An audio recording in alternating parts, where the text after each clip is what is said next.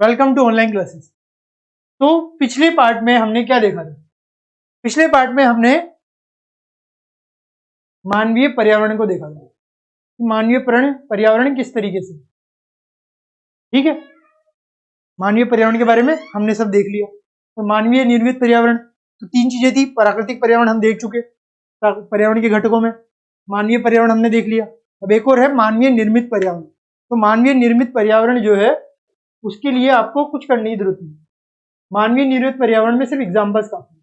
सड़क, स्मारक, उद्योग, पुल, पार्क, इमारतें जो भी मानव ने बनाया है वो सब है, ठीक है। तो इसकी ज्यादा आपको डिटेल में जाने की जरूरत नहीं है। यू कैन मेक इट, आप सब बना सकते हैं इसको मानव निर्मित, और आपको दिया हुआ भी इसी वजह से नहीं है। मानव निर्मित में आप क्या बनाओगे, आपको सिर्फ कुछ चीजें ध्यान में रखनी है। अब हम आते हैं हमारे पार्ट 3 में, क्वेश्चन आंसर्स। जो हम एनवायरनमेंट का चैप्टर कर रहे थे उसमें हमारा चैप्टर कंप्लीट हो चुका है। अब आएंगे हम इनके अभ्यास में। अभ्यास प्रक्रिया शुरू करते हैं। तो अभ्यास प्रक्रिया में सबसे पहला प्रश्न क्या है? परितंत्र क्या है? अगर आपने मेरे जो पार्ट्स हैं वो अच्छी तरह से पढ़े हैं, रिवाइज किया है उनको, तो आप इसका आंसर आसानी से दीजिए। फिर भी हम दोबारा से देखते हैं जिन जिन छात्रों को ये आंसर मिलने में मुश्किलें आएंगी। तो परितंत्र क्या है? तो आप सबसे पहले तो परितंत्र पे जाओ। ये आ गया हमारा परितंत्र। ये क्या आ गया हमारा? ये आ गया परितंत्र। अब परितंत्र में क्या है पूछा है, तो मैंने आपको बताया था कि आप ये लिख सकते हैं। तो ये होगी आपकी डेफिनेशन। डेफिनेशन मतलब परिभाषा। तो परितंत्र क्या है? परितंत्र आप बता सकते हैं वह तंत्र जिसमें समस्त जीवधारी आपस में एक दूसरे के साथ साथ तथा पर्यावरण के उन भौतिक एवं रासायनिक कारकों के साथ परस्पर क्रिया करते हैं जिसमें वे निवास करते हैं। ये सब ऊर्जा और पदार्थ के स्थानांतरण द्वारा संबंध रखती है, ठीक है। समझने में आ गया आप सबको? परिवर्तन मीन्स इकोसिस्टम बताया था मैंने, ध्यान हो, जो हमारी इकोसिस्टम है, एक दूसरे के साथ सब क्रिया करते हैं, मानव भी और पर्यावरण भी। परितंत्र कहलाता है जो एक दूसरे के साथ, ठीक है। मैं यहाँ पे एक दूसरे के साथ परस्पर क्रिया, पर्यावरण के साथ, इन दोनों के साथ क्रिया होती है। इस तरीके से वहां पे क्रिया होती है जहां पे निवास करता है। इसलिए मैं साउथ इंडिया में हूँ, मैं वहां निवास करता हूँ, वहां मेरी क्रिया होगी पर्यावरण के साथ। कोई और नॉर्थ इंडिया में निवास करता है तो वहां पे क्रिया होगी उसके साथ। इस तरीके समझने में आ गया? ये हो गया हमारे फर्स्ट प्रश्न का उत्तर। अब हमारे दूसरे प्रश्न ख की बात करें। ख क्या कहते हैं? प्राकृतिक पर्यावरण से आप क्या समझते हैं? कि प्राकृतिक पर्यावरण जो है वो, उससे आप क्या समझते हैं? मैंने आपको बताया हुआ है प्राकृतिक पर्यावरण क्या है। अब हम दोबारा से जिनको ये प्रश्न का उत्तर नहीं मिला देखते हैं। तो सबसे पहले आते हैं हम प्राकृतिक पर्यावरण से आप क्या समझते हैं। तो ये हमारा प्राकृतिक पर्यावरण है, उससे आप क्या समझते हैं? तो हमारी ये परिभाषा हो जाएगी। भूमि, जल, वायु, पेड़ पौधे, जीव जंतु मिलकर प्राकृतिक पर्यावरण बनाते हैं। अगर एक नंबर पे पूछा है तो सही है, और अगर आपको कुछ और भी बताना है तो ये इसके 4 प्रकार बता दीजिए, बस आपको क्वेश्चन का आंसर हो गया। ठीक, ये आपका क्वेश्चन आंसर हो गया। अब है हमारा नेक्स्ट प्रश्न कि पर्यावरण के प्रमुख घटक कौन कौन से हैं। पर्यावरण जो है उसके प्रमुख घटक कौन कौन से वो आपको बताना है। तो मैंने आपको घटकों के लिए ये बताया था, ये तीनों घटक हैं, ये आपको बताने हैं, ठीक है। पर्यावरण के घटक एक तो प्राकृतिक, मानव निर्मित, मानव, और अगर आप चाहें तो इनकी एग्जांपल दे सकते हैं, इनके ये, इनके ये, ठीक है। पुल, सड़क, स्मारक, उद्योग, पार्क, इमारतें, ये सब मानव ने बनाया है। जल, वायु, स्थल, सजीव, ये सब प्राकृतिक है। मानव, एक व्यक्ति में मेरे जैसे कई सारे मिल गए, परिवार बन गया और समुदाय बन गया, उससे कई सारे परिवार मिल गए तो समुदाय बन गया। तो इस तरीके की चीजें हो जाती, ठीक है। ये आपके पर्यावरण के घटक हो गए, ये आपको बताना। उससे आप लिखेंगे कि पर्यावरण के घटक 3 होते हैं। 3 पर्यावरण के घटक होते हैं। पहला प्राकृतिक, दूसरा मानव निर्मित, और तीसरा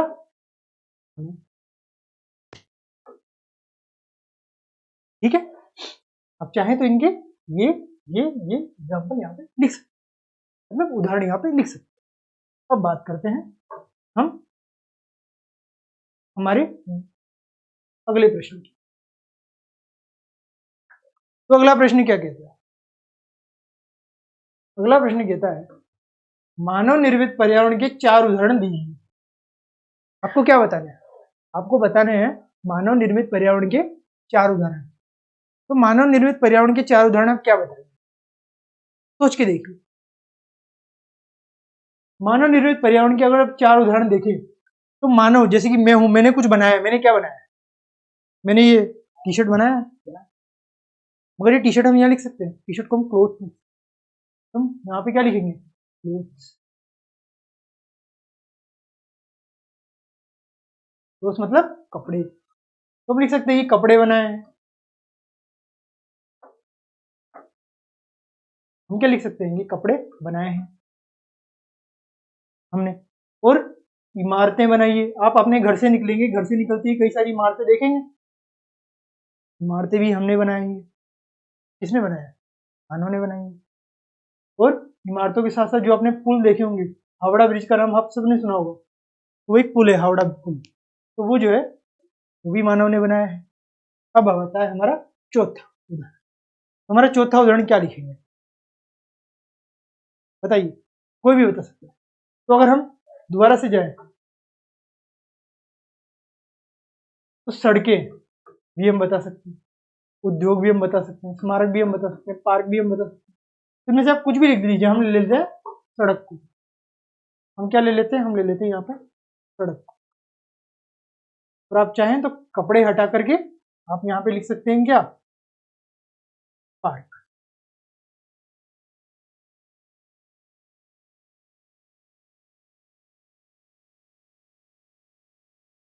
ठीक है। ये कपड़े यहाँ पे आप चाहे तो लिख सकते हैं क्योंकि ये मानव निर्मित है, मगर ये पर्यावरण के लिए इतने है नहीं, क्योंकि पर्यावरण को एज अ लार्ज इफेक्ट नहीं है। तो आप यहाँ पे ये 4 उदाहरण लिखें। ये भी मानव निर्मित है, मगर ये पर्यावरण को ज्यादा करते हैं क्योंकि पर्यावरण पे ही लोकेटेड है। ये एक वस्तु है। ये क्या है? ये एक वस्तु। तो हमने ये 4 उदाहरण दे दिए। ठीक है। अब बात करते हैं स्थल मंडल क्या है, कि ये जो स्थल मंडल होता है वो क्या होता है, इसके बारे में हम बात करेंगे। तो देखते हैं। तो स्थल मंडल आप सबको पता है प्राकृतिक पर्यावरण का एक भाग है ये। तो स्थल मंडल की तरफ चलते हैं। ये हो गया हमारा स्थल मंडल। अब स्थल मंडल की परिभाषा यहाँ पे, पृथ्वी की ठोस परपटी या कठोर ऊपरी परत को स्थल मंडल कहते हैं। ये देख रहे हैं आप परत स्थल मंडल की। यह चट्टानों एवं खनिजों से बना होता है और मिट्टी की पतली परत से ढका होता है। और अगर इसके हम उदाहरण देखें तो पहाड़, पठार, मैदान, घाटी, ये सब इसके उदाहरण है। मैंने आपको बताया था पहाड़ बड़े बड़े माउंटेन्स इस तरीके के, पठार इस तरीके के होते हैं, इस तरीके के पहाड़ होते हैं, आप सबने देखे होंगे। और फिर ये पठार होते हैं, और फिर मैदान, सपाट मैदान होता है, और घाटी, घाटी में सारी चीजें हो सकती है। तो ये उदाहरण हो गए स्थल। ये सब कहाँ पे? ये सब पृथ्वी के जमीन पर है, स्थल पर, इस वजह से स्थल मंडल है। और वो कठोर भी है और परपटी भी है, ऊपरी परत से हम स्थल मंडल कहते हैं। ठीक है। ये हो गया आपका दूसरे प्रश्न का उत्तर। सबको समझने में आ रहा है? जिसने जिसने उत्तर नहीं मिला है वो यहाँ पे देख लीजिए, तो अगर आपको पता है तो बहुत अच्छे। अब बात करते हैं जीवीय पर्यावरण के 2 प्रमुख घटक क्या है। जीवीय पर्यावरण के 2 प्रमुख घटक क्या है? तो जीवीय पर्यावरण की बात कर रहे हैं। अब मैंने आपको एक चीज बताई थी, वो क्या थी वो मैं आपको बताता हूँ।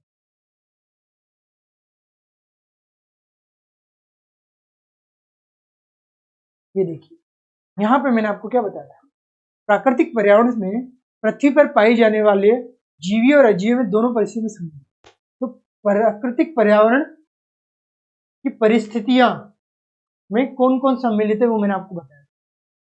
तो एक तो जीवीय और एक अजीवीय। जीवीय में मैंने आपको बताया था जिसमें जीवन होता है, और अजीव जिसमें जीवन नहीं होता। तो पादप और जंतु और प्राणियों का संसार, सजीव प्राणियों का संसार होता है। ठीक है, पादप और जंतु इसके क्या हो गए, इसके उदाहरण हो गए।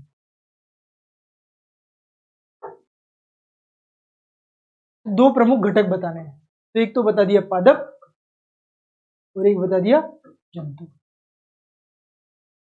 पादप मतलब जो भी प्लांट्स पेड़ पौधे हो गए, जंतु मतलब जो भी हमारी गाय भैंस बकरी वो सब हो गए, वो सब हमारे जीव पर्यावरण में आ जाते हैं।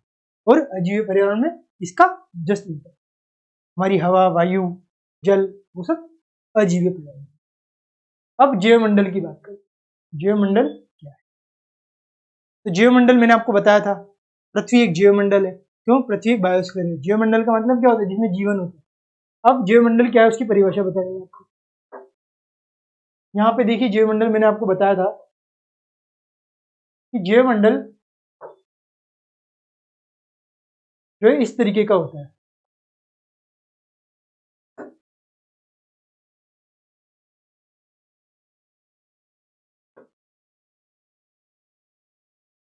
जो जैवमंडल है वो इस तरीके का होता है, ये मैंने आपको बताया था पिछली बार।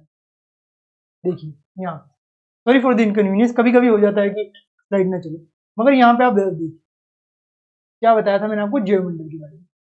जैवमंडल वायुमंडल भी है, इसमें जलमंडल भी है, थलमंडल भी है।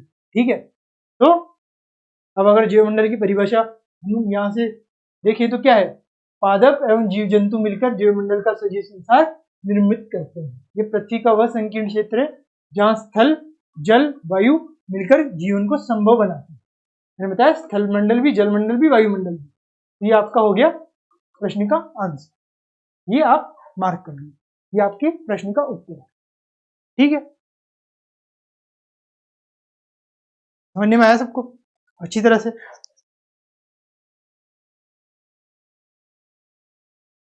अब बात करते हैं हम हमारे अगले प्रश्न। अब हमारा दूसरा प्रश्न बात करता है कि हमें उत्तर पे मार्क करना है कि हमें सही उत्तर कौन सा है। देख, पहला प्रश्न क्या कहता है, इनमें से कौन सा प्राकृतिक परितंत्र नहीं? प्राकृतिक परितंत्र नहीं। प्राकृतिक परितंत्र क्या होता है? हमारा इकोसिस्टम है तो प्राकृतिक परितंत्र है। इकोसिस्टम को ही परितंत्र कहते हैं। तो परितंत्र में क्या क्या नहीं है? तो ये क्या है हमारे वन, ये क्या है हमारे, और ये मरुस्थल। तो एक तो हो गया हमारा डेजर्ट मरुस्थल, एक हमारे फॉरेस्ट मतलब वन, और एक हमारे ये जीव जंतु मतलब बात। तो अब देखते हैं कि क्या नहीं है परितंत्र।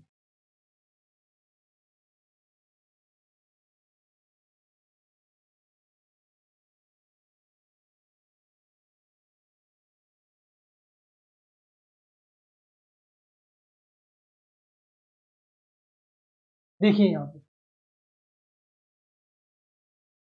तो यहाँ पे अब आपको दिखाया जाएगा वन, घास स्थल, रेगिस्तान, पर्वत, झील, नदी, महासागर एंड छोटे से ताल का भी एक परितंत्र हो सकता है। छोटे से ताल का भी एक परितंत्र होता है, ताल ही बात करी थी उसमें। तो यहाँ पे वन है, मरुस्थल भी हो सकता है, रेगिस्तान, पर्वत, एक छोटे से ताल मतलब सी की बात करें। तो परितंत्र क्या है ये बात करें तो यहाँ पे कहीं पे आपको मरुस्थल दिख रहा है? मरुस्थल नहीं दिख रहा। रेगिस्तान है, तो आपका उत्तर क्या होगा? इसमें है कि परितंत्र नहीं है। वन एक परितंत्र है,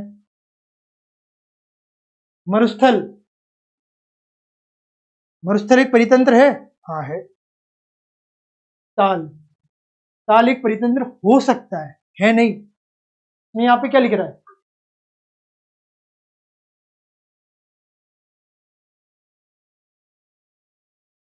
ताल जो है उसका भी एक परितंत्र हो सकता है। ठीक है, यहाँ पे अपना आंसर क्या आ गया? आंसर आ गया। ठीक है, अब बात करते हैं, मरुस्थल का मतलब रेगिस्तानी होता है, वन जंगल भी परितंत्र, ताल नहीं। ठीक है, अब हम आगे क्या बात करते हैं, इनमें से कौन सा मानवीय पर्यावरण का घटक नहीं है? इनमें से कौन सा मानवीय पर्यावरण का घटक नहीं है? तो मानवीय पर्यावरण पे चलते हैं अपन।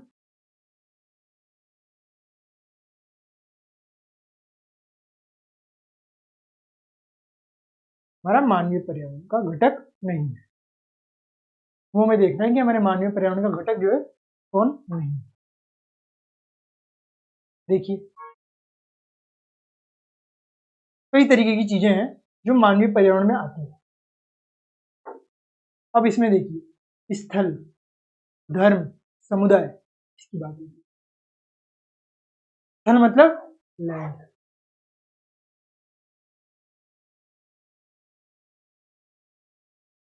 धर्म रिलीजन, और समुदाय मतलब कम्युनिटी।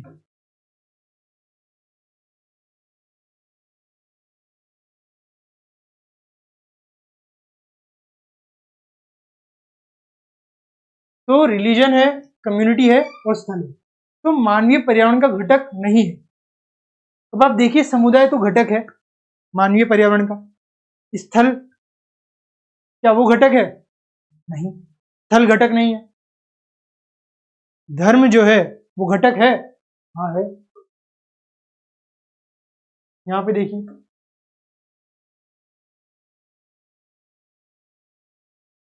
धर्म आपका उत्तर हो गया, ये घटक नहीं। ठीक, इनमें से कौन सा मानव निर्मित पर्यावरण है? तो मानव निर्मित पर्यावरण कौन सा होगा? समुद्र होंगे मानव निर्मित पर्यावरण, सड़क होंगे, पहाड़ होंगे। सड़क तो है, पहाड़ समुद्र हो सकते हैं? नहीं हो सकते, तो ये आंसर हमारा नहीं। ठीक है, इनमें से कौन सा पर्यावरण के लिए खतरा है? पादप वृद्धि, क्या पेड़ पौधे हैं? नहीं। जनसंख्या वृद्धि बिल्कुल है, तो हमारा आंसर हो गया ये। ठीक है, अब है निम्नलिखित स्तंभों को मिलाकर सही जोड़े बनाएंगे। निम्नलिखित स्तंभों को बनाकर हमें सही जोड़े बनाएंगे। ठीक है, तो अब यहाँ पे बात करते हैं जीवमंडल की। इसकी बात करेंगे जीवमंडल की। तो जीवमंडल मतलब बायोस्फीयर, जो मैंने आपको बताया। तो जीवमंडल यहाँ पे किस पे आएगा, ये देखिए। तो पृथ्वी को घेरने वाले वायु की चादर, जलीय क्षेत्र, पृथ्वी का गुरुत्वाकर्षण बल, हमारे आसपास का क्षेत्र, वह संकीर्ण क्षेत्र जहां स्थल, जल एवं वायु पारस्परिक क्रिया करते हैं, गांवों एवं उनके परिवेश के बीच संबंध। क्या? गांवों एवं उनके परिवेश के बीच संबंध। तो जीवमंडल के बारे में देखते हैं कि क्या हो सकता है।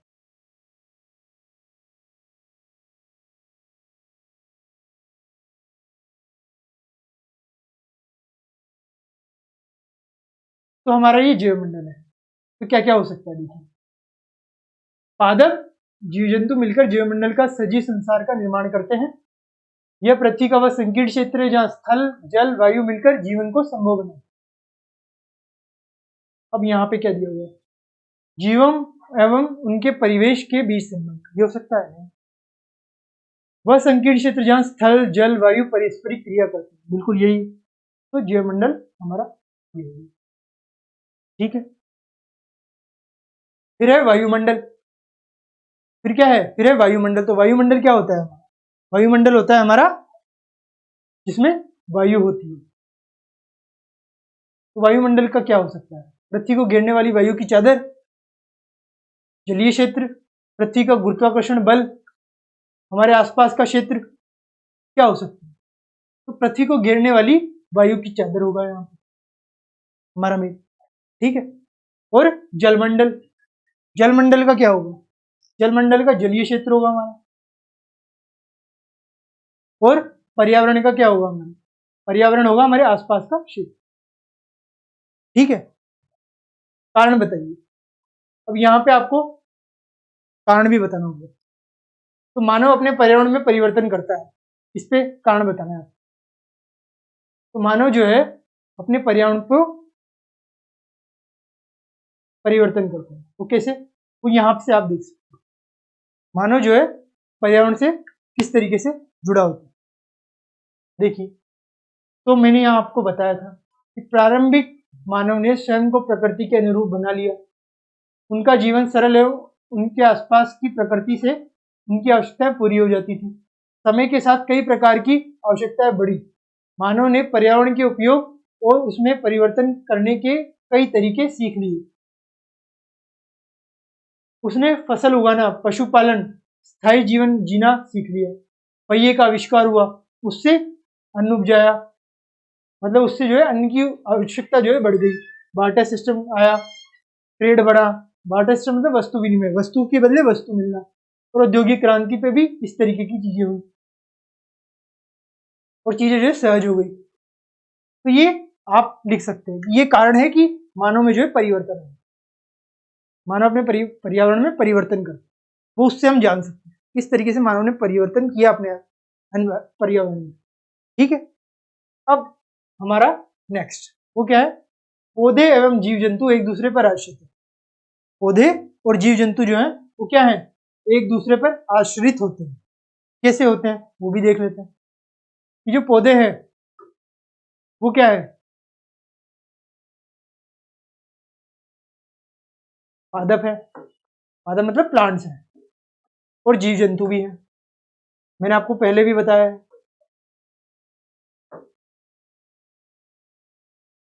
अब पादप और जीव जंतु में क्या है? ये पेड़ पौधे हैं। जीव जंतु क्या करते हैं? जीव जंतु पेड़ पौधे खाते हैं। सबको पता है कि जीव जंतु जो है पेड़ पौधे खाते हैं। यहाँ पे सबको पता है कि जीव जंतु जो है पेड़ पौधे खाते हैं। तो और जो पेड़ पौधे हैं वो क्या करते हैं? जीव जंतु पेड़ पौधे खाने के बाद क्या करते हैं? इसके बाद ये अपना वेस्ट भी निकालते हैं। इनका जो वेस्ट है, वेस्ट का मतलब क्या होता है? इन्होंने खा पी लिया, उसके बाद ये जो भी अपनी क्रियाएं करेंगे, उन क्रियाओं के द्वारा जो भी वेस्ट निकलेगा, जो भी पदार्थ निकलेंगे, जैसे गोबर हो गया, ये सारी चीजें हमारी क्या काम करती है? फर्टिलाइजर का काम करती है। और फर्टिलाइजर का काम करके ये दोबारा से पेड़ पौधों में चली जाती है और पेड़ पौधे वापस से उग जाते हैं। तो एक तरीके से पूरी परस्पर क्रिया करते हैं। ठीक है, अब एक क्रियाकलाप, ये कारण है इसका कि इन दोनों एक दूसरे पर आश्रित है। अब एक आदर्श पर्यावरण की परिकल्पना कीजिए जिसमें आप रहना चाहेंगे। आपने इस आदर्श पर्यावरण का चित्र बनाया। तो आप क्या कर सकते हैं? इस तरीके से अपना जो है पर्यावरण की कल्पना कर सकते हैं जिसपे आपको कोई भी दुर्गति ना दिखे, क्योंकि आज के टाइम पे जो हमारा पर्यावरण है वो पूरी तरह से दुर्गत हो चुका है। क्यों? क्योंकि हमारा जो पर्यावरण है, दिल्ली का आपने पॉल्यूशन का नाम सुना होगा, कितना ज्यादा हमारा पर्यावरण जो है वहां प्रदूषित हो चुका है। तो अगर हम एक आइडियल पर्यावरण की बात करें, हम एक अलग से अपनी कल्पना देखें, तो वो पर्यावरण जैसे भी कोरोना वायरस है, तो कोरोना वायरस के टाइम पे पर्यावरण बहुत अच्छा हुआ। क्यों? क्योंकि ना तो हमारी कारें चली, ना ही मानव चले, ना ही हमारे दूसरी चीजों का आदान प्रदान हो। उससे क्या हुआ कि जो हमारी प्रकृति है वो कई ज्यादा फैली थी। तो कोरोना वायरस ने एक हमें और सबूत दे दिया कि अगर मानव अपनी प्रक्रियाएं कम कर दे तो प्रकृति फिर से विकसित हो सकती है अच्छी तरह। तो हम इस तरीके से एक परिकल्पना कर सकते हैं। ठीक है, तो ये हमारा कंप्लीट होता है। आज के लिए इतना ही, और ये चैप्टर हमारा कंप्लीट हो चुका है। Okay, thank you very much, have a nice day.